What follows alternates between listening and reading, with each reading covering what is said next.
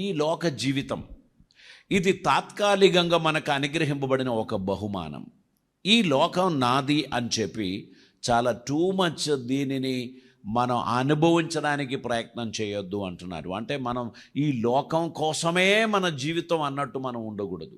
కొంతమంది తల్లిదండ్రులు ఎలా ఉంటారంటే పిల్లలే సర్వం. చిన్ననాటి నుంచి వారు ఎదిగి పెద్దవారు అయ్యేదాకా పిల్లలే పిల్లలే పిల్లలే అని వారు సమస్తం వారి మీద పెట్టుబడి పెట్టి పిల్లల మీదనే వారి సమస్తము.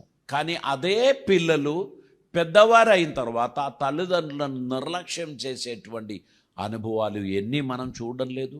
ఆ తల్లిదండ్రులు వృద్ధాప్యములో ఆందోళన చేస్తున్నాడు. ఈ వేస్ట్ గాళ్ళ కొరకు నా జీవితం అంతా వ్యర్థం చేసుకున్నాను, ఈ ప్రేమ లేని దానికోసం, ఈ బుద్ధి లేని దానికోసం నా జీవితం అంతా వ్యర్థం చేసుకున్నారు అని చింతక్రాంతులై ఉంటారు చివరి క్షణాల్లో. అది జరగకుండా ఉండడానికి ఏమంటున్నారు, మీరు దేని మీద కూడా టూ మచ్ మనసు పెట్టుకోవద్దు. ఈ లోకమే కానీ, ధనమే కానీ, ఐశ్వర్యమే కానీ, సంపాద్యమే కానీ అన్నిటి మీద మనసు ఉంచేదానికి ఒక లిమిట్ ఉండాలి. ఇక వాటి మీదనే మనసు ఉంచిన వానికి ఆ లోకం, ఆ ప్రపంచం తప్ప ఇంకోటి ఉండదు. సడన్గా ఏమవుతుంది, అనుకున్నది జరగకపోతే వెంటనే డౌన్ అయిపోతారు, బ్రేక్ డౌన్ అవుతారు. ఇక బుద్ధిభ్రమం సంభవిస్తుంది, పిచ్చివాన్లాగా ప్రవర్తిస్తారు. ఎందుకని అవి అకామిడేట్ చేయడానికి తన మనసు ఒప్పుకోవడం లేదు. ఈ వినిన వార్త అంగీకరించలేకపోతారు. ప్రపంచ కుబేరులు కుప్పగూలుచున్నటువంటి సందర్భాలు మనం చూస్తున్నాం. స్టాక్ మార్కెట్ ద్వారా $1,000,000 ప్రతిరోజు పడిపోతుంది పడిపోతుంది పడిపోతుంది అని వింటున్నప్పుడు వారి ఆందోళన ఎలా ఉంటుంది? వారు పెద్ద కట్టుకొని వచ్చిన సామ్రాజ్యం సడన్గా కుప్పగూలి వారి పేరు ప్రపంచంలో అపహాస్యం అవుతూ ఉంటే ఆ వారి ఆందోళన చూడవలసినటువంటిదే. అది మనకు జరగకూడదని దేవుడు చెప్తున్నారు. ఏ కార్యం చేసినా బ్యాలెన్స్డ్గా ఉండడానికి ప్రయత్నం చేయండి. ఏదైనా బ్యాలెన్స్డ్గా ఉంటే అది మనకు ఆరోగ్యకరం. మీరు చేయుచున్న భోజనం కూడా ఆరోగ్యకరమైన భోజనం ఉండాలి. ఎవ్రీడే జంక్ మాత్రమే తినుకుంటూ మనం పోతే ఏం జరుగుతుందో తెలుసా? తొందరగా సిక్ అయిపోతాం. 100 సంవత్సరాలు బ్రతకడానికి దేవుడు అనుగ్రహించిన లైఫ్ 20-30లో కుప్పగూలేది మనం చూస్తాం. అందుకే మితానుభవం కలిగిన వారిగా మన జీవితాన్ని కొనసాగించాల్సినటువంటి అవసరత ఉంది. ఈ లోకం పైన అయినను, దాని మీదనున్న సమృద్ధి పైననైనను మన మనస్సు ఉంచుకోకూడదు. ఇవన్నీ కూడా మనం జీవించడానికి దేవుడు మనకి ఇచ్చాడు, అనుమతించాడు. వాటిని అనుభవిస్తున్నప్పుడు టూ మచ్ ఎక్సైటెడ్గా మనం ఉండకూడదు. This is not the final destination. ఇది మన చివరి గమ్యం కాదు. ఇది దాటి వెళ్ళేటువంటి ఒక సమయం వస్తూ ఉన్నది. మనం కూడగట్టినది, దగ్గర చేసినది అవన్నీ వదిలేసిపోవచ్చున ఒక సమయం ఉంది. ఎవరికి అందకూడదు, ఎవరికి చెందకూడదు అని మనం అనుకున్నవన్నీ వారికే చెందుతుంది. మరి చివరి క్షణాల్లో పరిగెడుతూ వచ్చి అన్నీ సెర్చ్ చేసేది వారే అయి ఉంటారు. వారి తెలివికి ఇవన్నీ లొంగిపోతుంది.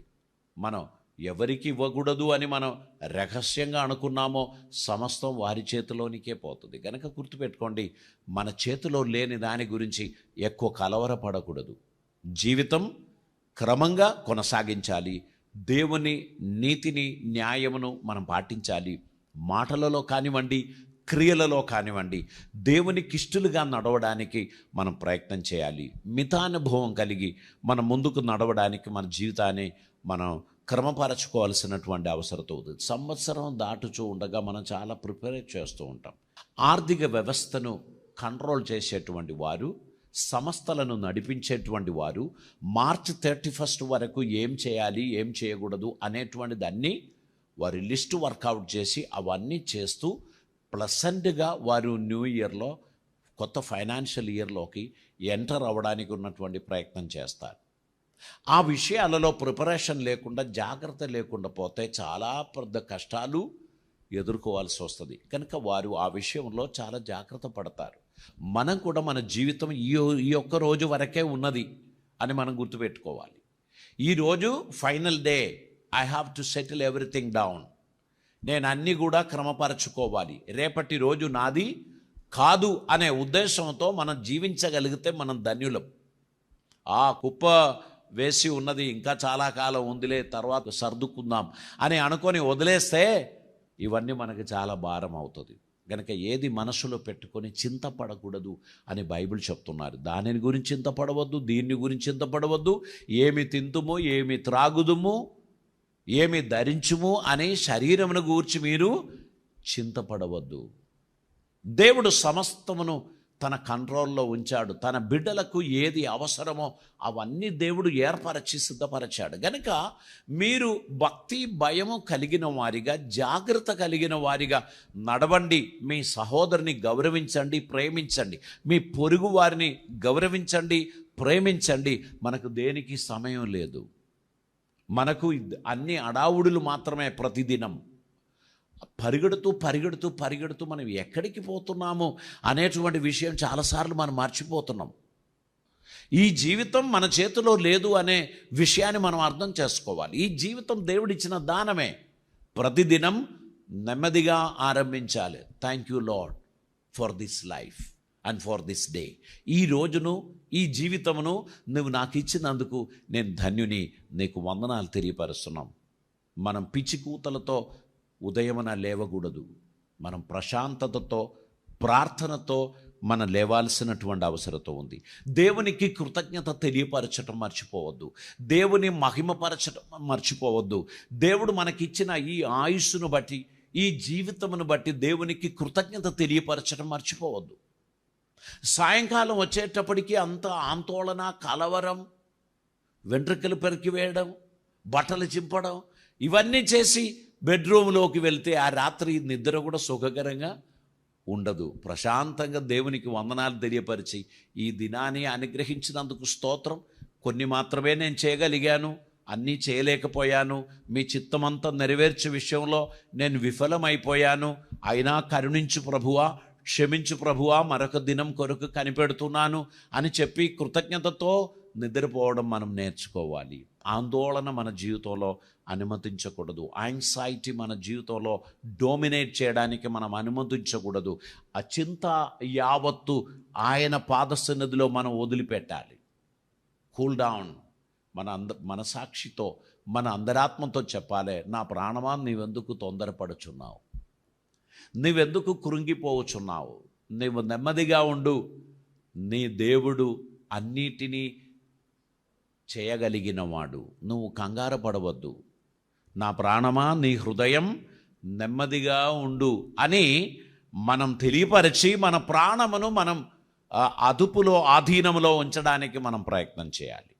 దేవుడు మనకిచ్చినటువంటి ఈ జీవితం, దేవుని చిత్తం నెరవేర్చడానికి మనకిచ్చిన ఈ జీవితం ఆందోళన లేని జీవితంగా కొనసాగించడానికి మనం ప్రయత్నం చేయాలి. మనకు వ్యతిరేకంగా కుట్ర పన్నిన వారు, మన నాశనం చూడడానికి ఆశించిన వారు, వారికి తెలియని ఒక పరమార్థం ఉంది.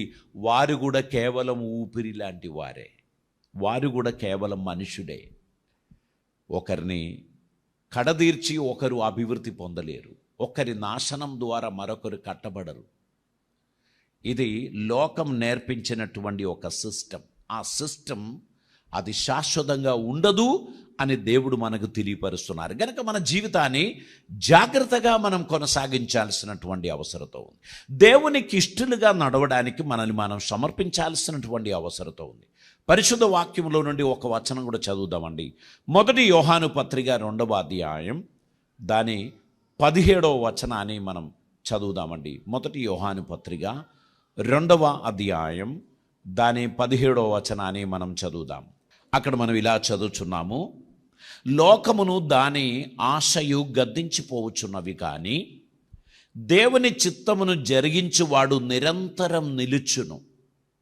లోకమును దాని ఆశయు గద్దించిపోవచ్చున్నది, కానీ దేవుని చిత్తం నెరవేర్చువాడు నిరంతరం నిలుచును. ఇది మనకు ఒక చక్కని నినాదంగా మనం తీసుకోవాలి. లోకము దాని ఆశయు నశించిపోయేటువంటిది, దైవ చిత్తానుసారంగా జీవించువాడు నిరంతరం నిలుచును. గనక దేవుని చిత్తమునకు లోబడి, దేవునికి ఇష్టలుగా ఉండి, దేవుని మహిమపరచడానికి ఉన్నటువంటి ఒక సమర్పణ మన జీవితంలో ఉండాల్సినటువంటి అవసరత ఉంది. ఈ లోకము, దీనిలో కనిపించే అన్నీ కూడా వానిటీ, మాయ.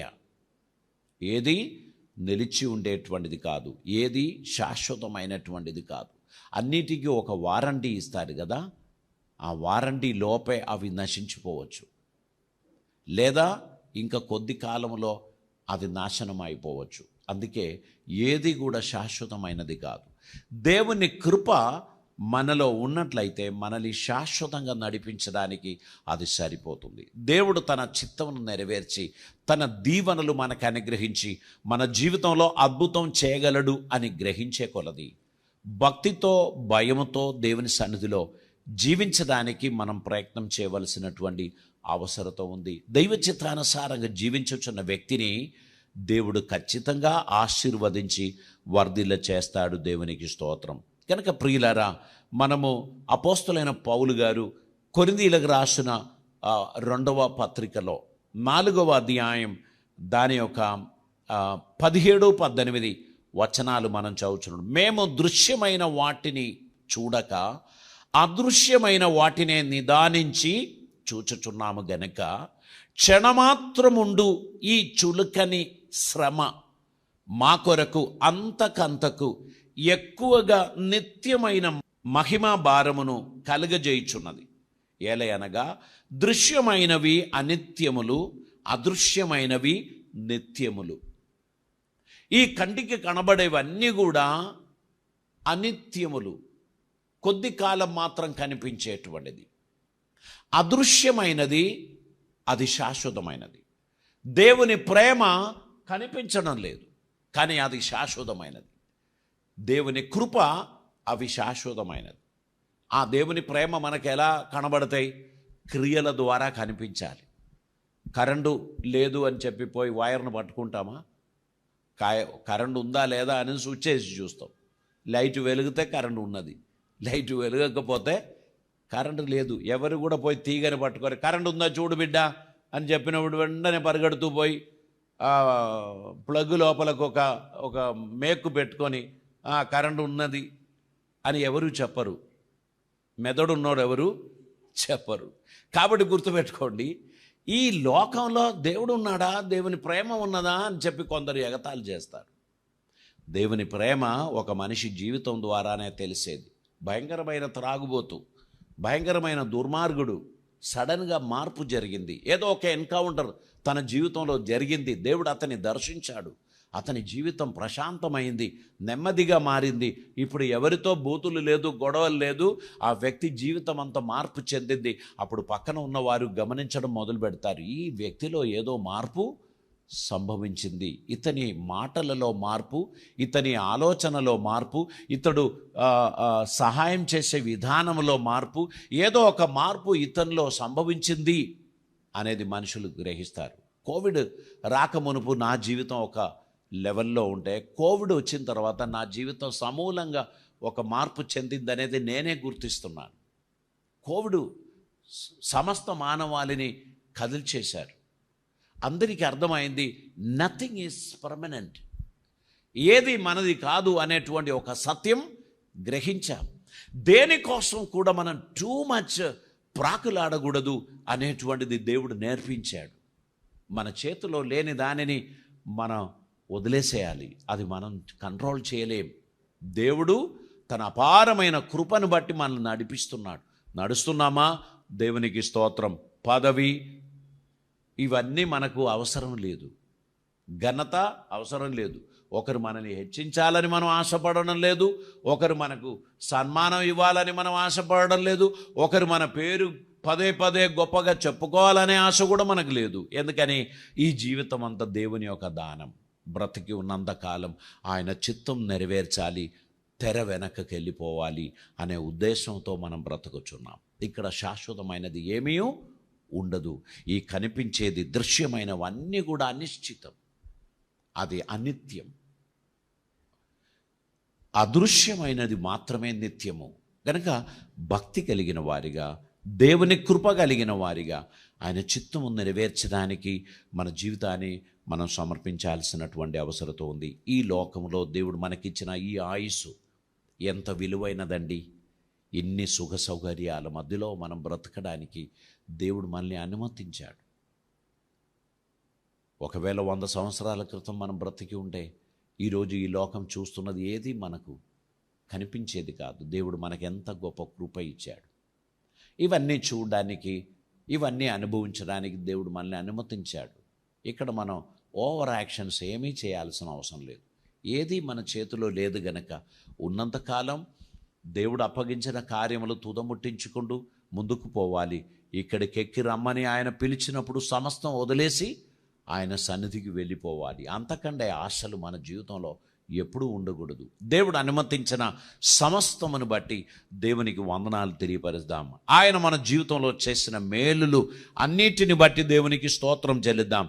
మనం చదవబడిన ఆ వాక్య భాగాన్ని మరొకసారి మనం చదువుదామండి. 2వ పేతురు గ్రంథం 3వ అధ్యాయం దాని 10వ వచనం మరొకసారి మనం చదువుబోచున్నాం. ఇలా చదువుచున్నాం. అయితే ప్రభు దినము దొంగ వచ్చినట్లు వచ్చును. ఆ దినమున ఆకాశములు మహాధ్వనితో గతించిపోవును, పంచభూతములు మికటమైన వేండ్రముతో లయమైపోవును, భూమియు దాని మీదనున్న కృత్యములను కాలిపోవును.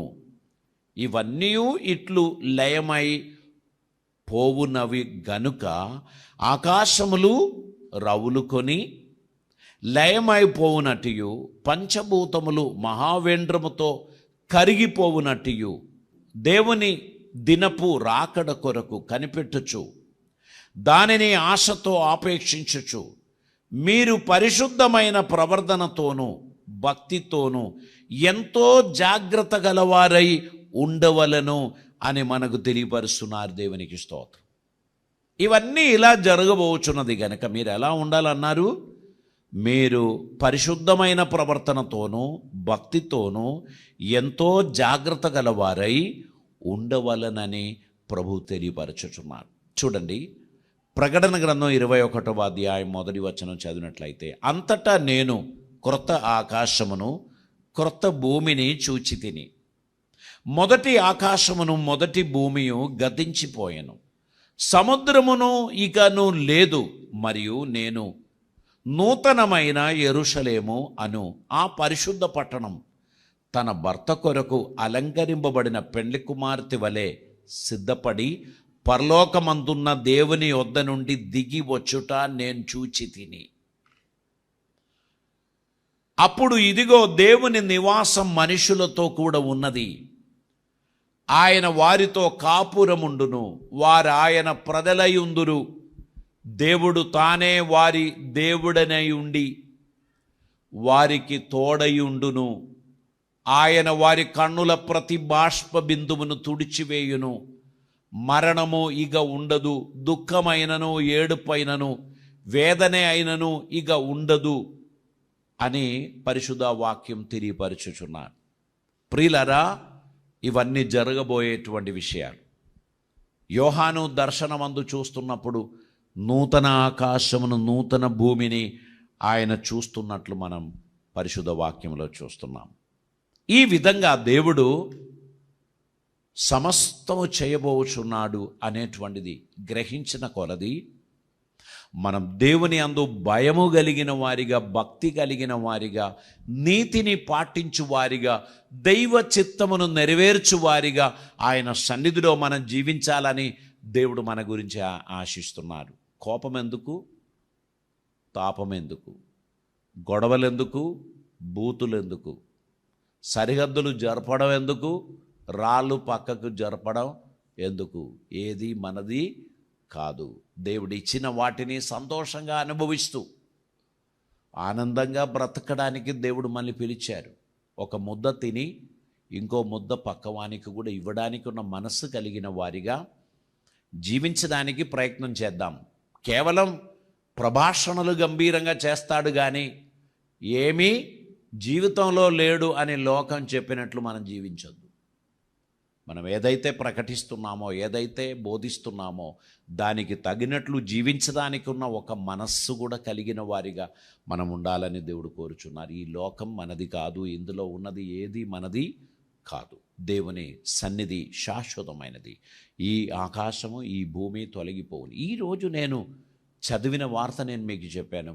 20 భూములు 20 times పెద్ద భూమి ఎంత పెద్దదో అంత సూర్యునిలో లేదంట, మాయమైపోయిందంట.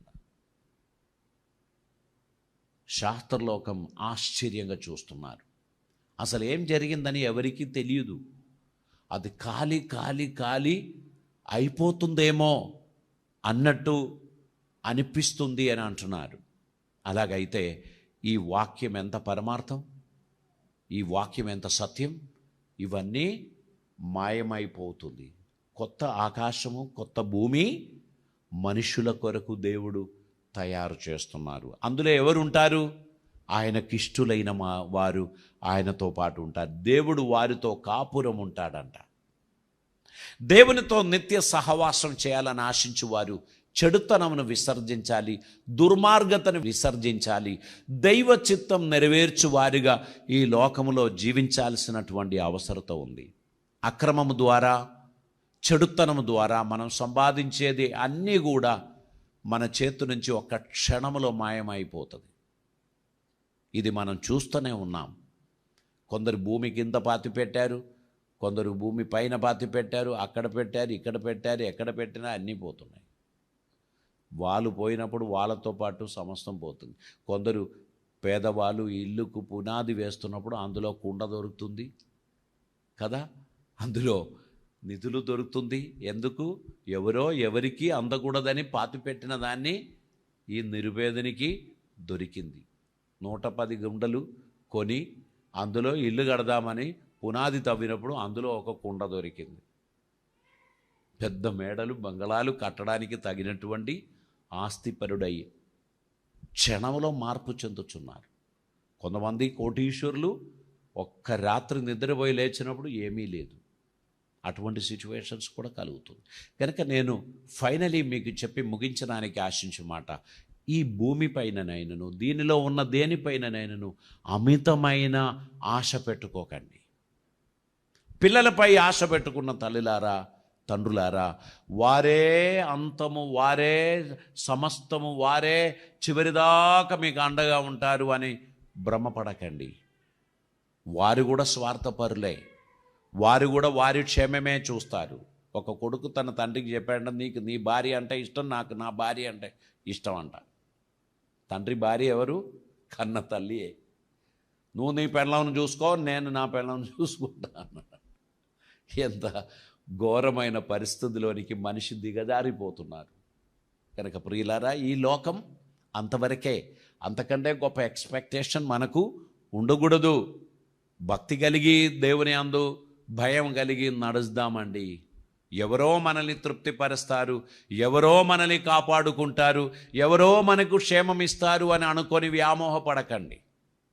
ఈ లోకంలో ఉన్న ప్రాక్టికల్ లైఫ్లో సుఖం ఉండొచ్చు, దుఃఖం ఉండొచ్చు, ఏడుపు ఉండొచ్చు, సంతోషం ఉండొచ్చు, రోగం ఉండొచ్చు, ఆరోగ్యం ఉండొచ్చు. ఏది వచ్చినా వాటిని ఫేస్ చేయడానికి నీ కృప నాకు కావాలి దేవా అని చెప్పుకుంటూ, నా దినములు లెక్కించుకుంటూ భక్తి కలిగి జీవించే ధన్యత నాకు దయచే ప్రభువా అని ప్రార్థించే మనస్సు మనం పొందుకుందాం. ఎదుటి వ్యక్తిది లాక్కుందాం, ఎదుటి వ్యక్తిది కొట్టేద్దాం అనేటువంటి ఆలోచనలు మానేద్దాం. ఈ జీవితం దేవుడు అనుగ్రహించిన దానం, సంతోషంగా అనుభవిస్తూ ఇతరులను బ్లెస్ చేయడానికి ప్రయత్నం చేద్దాం. దేవుని రాకడ కొరకు సిద్ధపడదాం, ఆయన చిత్తం నెరవేర్దాం, ఆయనకిష్టులుగా నడుస్తాం. పరిశుద్ధాత్మ దేవుడు ఈ మాటల చేత మనల్ని దీవించిన గాక. ఈ లోకంలో శాశ్వతమైనది ఏమీ లేదు, దృశ్యమైనది అది అనిత్యములు, అదృశ్యమైనది నిత్యములు. గనక యుగ యుగములు వరకు నిలిచి ఉంటూ ఆయన కృపను, సన్నిధిని పొందడానికి మనం ప్రయత్నం చేద్దాం. దేవా, నీ సన్నిధి నాకుండే చాలు, నీ చిత్తం నెరవేర్చే ధన్యత నాకు అనుగ్రహిస్తే చాలు అని చెప్పి గర్వాన్ని వదిలేసి, అహంభావమును వదిలేసి, దీనత్వం ధరించి దేవుని చిత్తం నెరవేర్చి బిడ్డలుగా ఈ లోకములో ఆయన కోసం జీవించడానికి మనల్ని మనం సమర్పిద్దాం. పరిశుద్ధాత్మ దేవుడు మన జీవితంలో తన కృప అనుగ్రహించిన గాక. తలలు వంచుదామండి, మనం ప్రార్థన చేద్దాం. ఈ దినమందు మనం వినిన మాటలు మన జీవితంలో ఆశీర్వాదకరంగా ఉండినట్లు ప్రభు సన్నిధిలో సమర్పిద్దాం, ప్రార్థన చేద్దాం. పరిశుద్ధుడైన తండ్రి, కృపామయుడైన దేవా, నీకు వందనాలు. ఆన్లైన్లో ఈరోజు ఈ వాక్యమును వీక్షించుచున్న మా మిత్రులందరినీ ఆశీర్వదించమని ప్రార్థిస్తున్నాం. తండ్రి, నీ వాక్యము వినుచున్న ప్రతి ఒక్కరూ ఆశీర్వదింపబడిన గాక, వారికి ఉన్న సమస్యలు తొలగిపోవును గాక, వారికి ఉన్న రోగములు నయమవును గాక, వారికి ఉన్న ఆర్థిక ఇబ్బందులు వారిని విడిచిపెట్టును గాక, వారి కుటుంబంలో ఉన్న అశాంతి తొలగిపోవును గాక. ఈరోజు మేము వినిన వాక్యంలో తండ్రి, శాశ్వతమైనది ఏమీ లేదు. నీ మాటలు మాత్రమే శాశ్వతం, నీ చిత్తం మాత్రమే శాశ్వతం, నీ సన్నిధి మాత్రమే శాశ్వతం. నీ సన్నిధిని అనుభవిస్తూ, నీ చిత్తం నెరవేరుస్తూ, నీకు ఇష్టలుగా నడవడానికి మమ్మల్ని మీరు కృపలో భద్రం చేయమని ప్రార్థిస్తున్న. ఆశీర్వాదములు కుమరించమని, అద్భుతములు జరిగించమని, నీ సమాధానములతో మమ్మల్ని నింపమని ప్రార్థిస్తున్నాం. కాపుదల, దీవెనలు, ఆశీర్వాదములు, అద్భుతమైన కృపలను మాకు అనుగ్రహించి మమ్మల్ని నడిపించమని, మీ సన్నిధి మాకు దయచేయమని, మాలో ప్రతి వారిని ఆదరించి ఆశీర్వదించి నీ నామమును ఘనపరచమని, కృపచూపమని, అద్భుత కార్యములు మా జీవితంలో జరిగించమని, ప్రతి వారికి క్షేమాభివృద్ధి కలుగచేయమని ప్రభువా, ఆకాశములు, భూమియు, ఈ పంచభూతములు వెండ్రముగా, మహావేండ్రముగా తొలగిపోబోచున్నది అని మీరు తెలియపరిచినందుకు, శాశ్వతమైన నీ వాక్యమునకు లోబడిన వారిగా, నీ చిత్తమునకు లోబడిన వారిగా, నీ సన్నిధిలో నమ్మకముగా జీవించే ధన్యత మాకు దయచేయమని ప్రార్థిస్తున్నాము. ఈ వాక్యముని వీక్షించిన, వినిన ప్రతి ఒక్కరిని ఆశీర్వదించమని, మీ బిడ్డలు ఆశీర్వదింపబడడానికి తగిన కృప వారికి అనుగ్రహించమని, ఆదరణ, దీవెన, ఆశీర్వాదములు ప్రతి వారికి దయచేసి అందరినీ వర్ధిల్ల చేయమని, ఈ వాక్యము చేత కట్టబడడానికి ప్రతి ఒక్కరిని దీవించమని, ఈ సందేశాన్ని మిత్రులకు, ఫ్యామిలీ మెంబర్స్కు షేర్ చేయడానికి, మనుషులందరూ కూడా వాక్యముని విని ఆశీర్వదింపబడడానికి మీరు కృప చూపమని ప్రార్థిస్తున్నాం. అద్భుత కార్యములు జరిగించమని, నువ్వు మహిమ పొందమని, మమ్మల్ని కరుణించమని యేసు నామమున అడుగుచున్నాం పరమ తండ్రి. ఆమేన్.